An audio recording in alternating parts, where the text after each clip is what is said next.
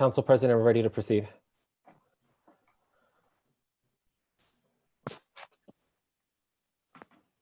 Okay, today we call our special public safety meeting, and I believe the mayor would like to address the council first before we make a motion from our common council president.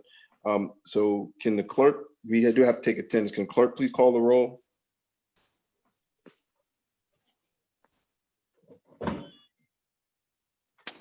Can you hear me okay? Yes, we can. We're in the process of unmuting everyone so that I can call the roll and the common council members can respond. Thank you.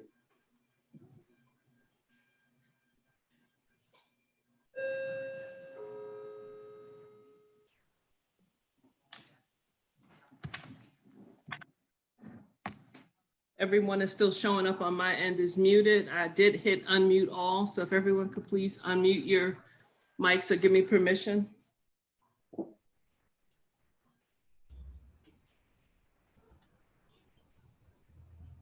Everyone's unmuted, Inya. Thank you. Anani. Valoran. Yeah. Conti. Here. Dochette. Here. Farrell. Here. Fahey. Here. Frederick. Here. Hoey. Present. Flynn. You missed Flynn. I'm sorry, Flynn. Here. Hoey. Present. I go.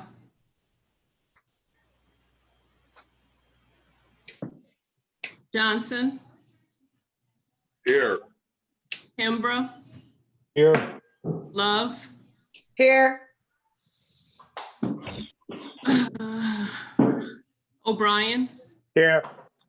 Robinson. Present. Did I miss anyone?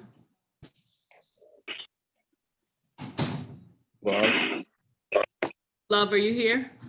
I said here. See Love, okay. And Councilman Onani just entered.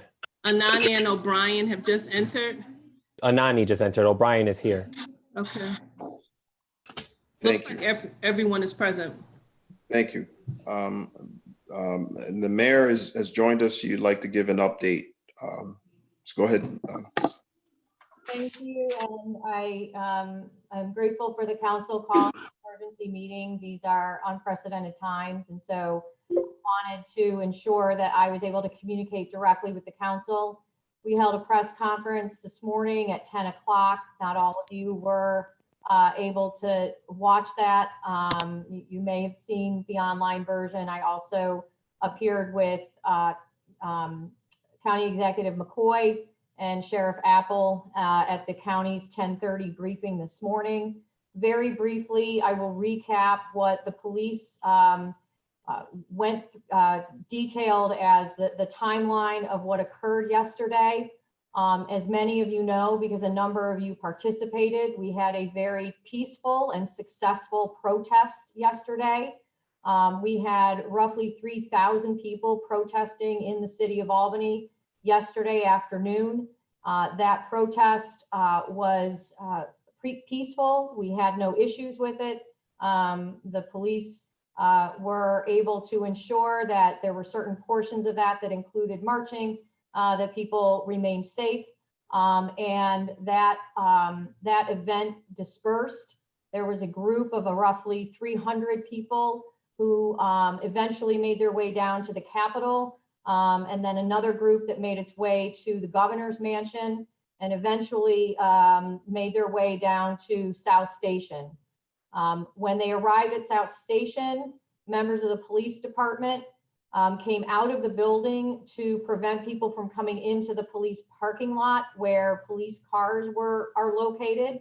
They were not in riot gear. They were there simply to observe and be there for the protest.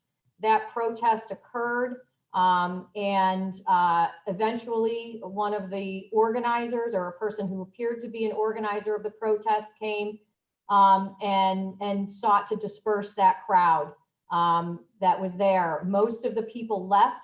Ultimately, the police officers went back into South Station, and within a very short period of time, individuals entered the parking lot, smashed the windshields of a number of police vehicles, took items from police vehicles, and were slashing tires.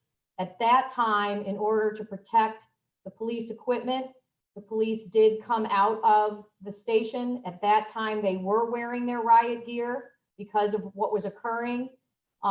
They sought to secure the parking lot, and they were bombarded with bricks, rocks, and garbage. And that is when the peaceful protest had ended. This was a riot. And as we know, throughout the night, numerous businesses suffered serious damage from both vandalism and looting along Pearl Street, along Central Avenue, all the way out to Hannaford Plaza, Westgate Plaza. And as we know, there was looting and vandalism that occurred at Crossgates Mall, at establishments on Wolf Road, as well as Colony Center. At all times, I was in contact with the chief of police and with command staff.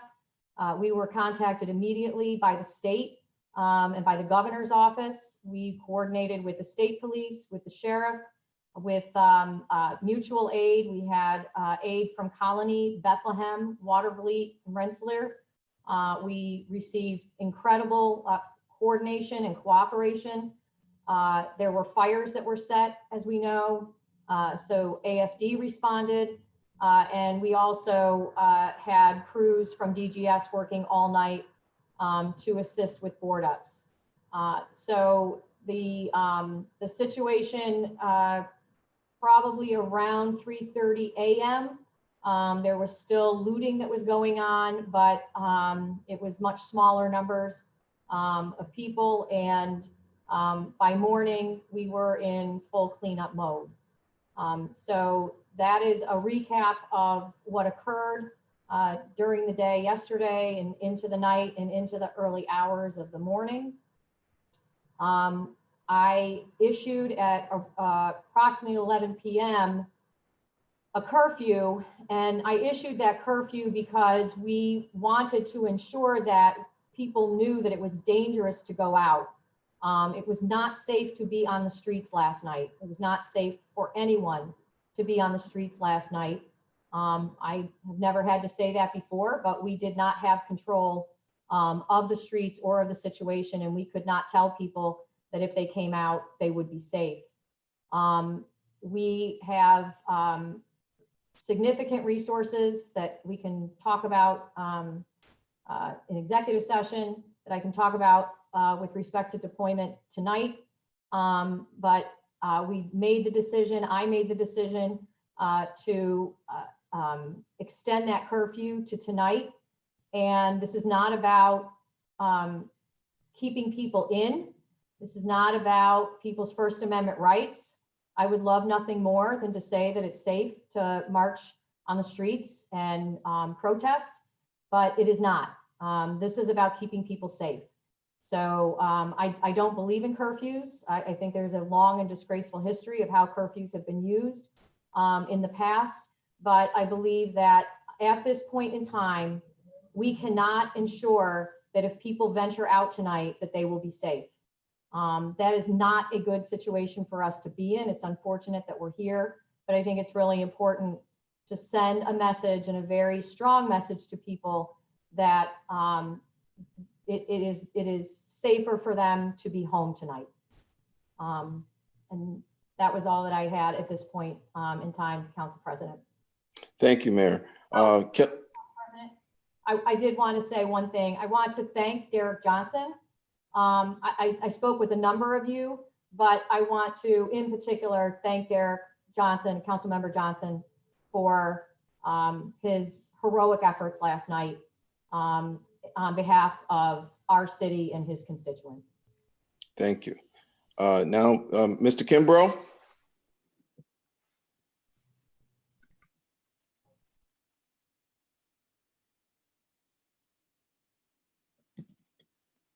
I move we enter into executive session to discuss public safety matters. Second. There's all those in favor? Aye. All those opposed? Motion passes.